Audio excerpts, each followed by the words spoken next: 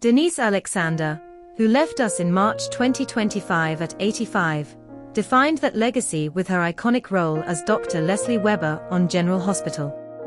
Her journey from child star to daytime legend is a story you won't want to miss. Born in New York City in 1939, Denise was a natural performer. By age 6, she was charming audiences on radio shows, later hitting Broadway in the Children's Hour. At just 14, she starred alongside John Cassavetes in Crime in the Streets, proving she could hold her own with the best. But that was only the beginning. In 1960, Denise dipped her toes into soaps with The Clear Horizon, but it was her role as Susan Hunter Martin on Days of Our Lives from 1966 to 1973 that made her a household name. Playing a cunning, bad girl, she stirred chaos and captivated viewers. And what happened next would change TV history.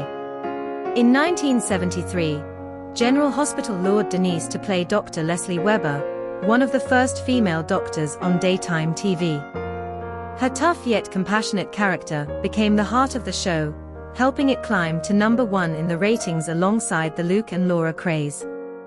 But drama wasn't just on screen.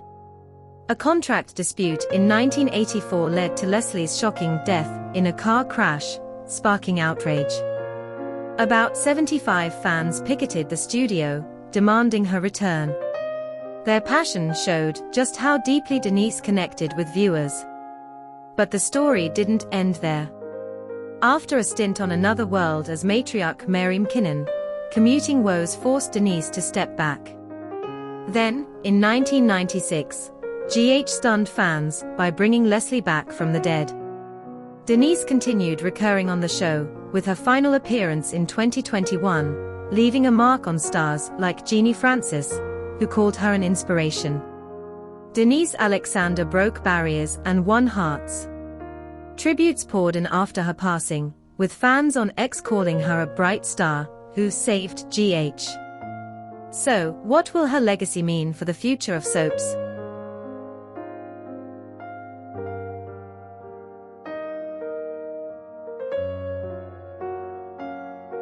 Sabu, the hardcore legend who threw himself through tables and barbed wire, left a legacy that still shocks fans today, but his final days are cloaked in whispers and questions.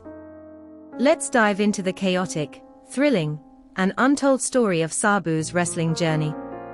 Back in the 1990s, Sabu exploded onto the scene in Extreme Championship Wrestling, a place where rules barely existed. He became a pioneer of hardcore wrestling, diving off ladders, crashing through tables, and earning a reputation for his death-defying stunts. Sabu didn't just wrestle, he redefined what it meant to push limits.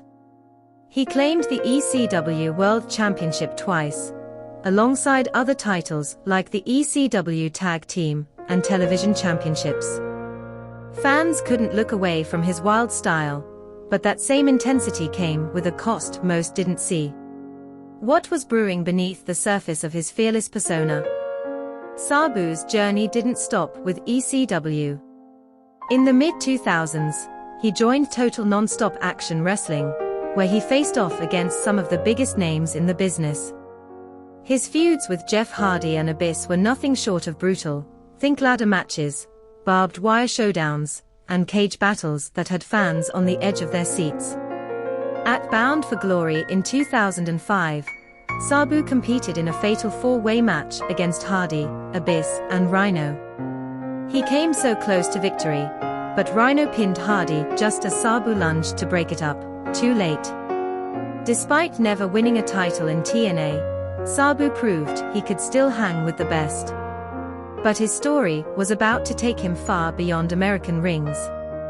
By 2010, Sabu was wrestling internationally, bringing his hardcore style to new audiences.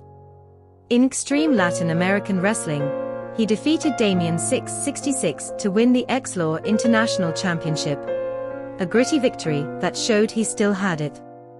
The next year, in Ecuador, he snagged the Extremo War World Championship, only to lose it in Chile during a chaotic triple threat match against Hellspawn and Castigador. Hellspawn walked away with the title, but Sabu's global impact was undeniable. He was a warrior who never backed down, no matter the continent. So what brought him back to the spotlight years later? Fast forward to May 2023. Sabu made a shocking guest appearance on AEW Dynamite. At 58, the hardcore icon stepped into the ring, reminding everyone why he was a legend.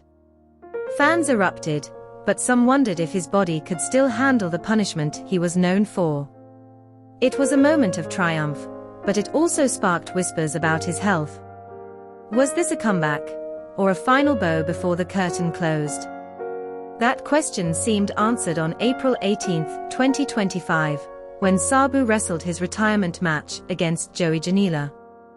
It was a symbolic clash, two generations of hardcore wrestling colliding in one ring. Sabu gave it his all, leaving fans with a memory they'd never forget. But just 3 weeks later, the wrestling world was rocked by news of his passing at 60. Rumors started swirling online. Some fans speculated that years of brutal matches had taken a toll on his body, while others wondered if there was more to the story. What really happened in those final weeks? Behind the legend, Sabu's career was filled with struggles most fans never saw. His reckless style led to countless injuries, broken bones, scars, and a body that endured more than most could imagine. In 2006, he joined WWE, but reports claimed he clashed with management, feeling misused in a company that didn't understand his style. Sabu's time there was short-lived, and he later admitted it was a low point. The hardcore icon had built a legacy on his terms, but at what cost to his health and happiness?